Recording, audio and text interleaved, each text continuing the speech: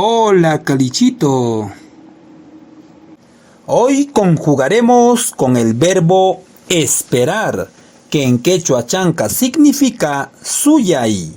Empezamos con el tiempo presente. Kunan pacha. Ñuja suyani. Yo espero.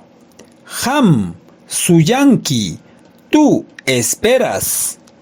Pai suyan. Él o ella espera. Ñujanchik suyanchik. Nosotros o nosotras esperamos. Ñujaiku suyaniku. Nosotros o nosotras esperamos. Hamkuna suyankichik. Ustedes, vosotros o vosotras esperan.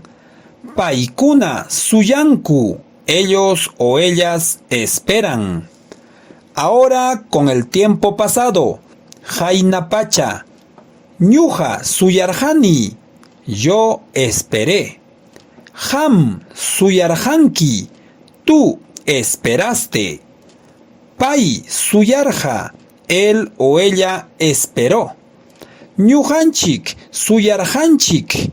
Nosotros o nosotras esperamos. Ñujaiku suyarjaniku. Nosotros o nosotras esperamos. Hamkuna suyarjankichik. Ustedes, vosotros o vosotras esperaron. Paikuna suyarjaku. Ellos o ellas esperaron. Por último, con el tiempo futuro. Jayapacha. Ñuja suyasaj. Yo esperaré. Ham suyanki. Tú esperarás. Pai suyanja. Él o ella esperará. Ñujanchik suyasunchik. Nosotros o nosotras esperaremos. Ñujaiku suyasajku. Nosotros o nosotras esperaremos. Hamkuna suyankichik. Ustedes, vosotros o vosotras esperarán. Paikuna suyanjaku.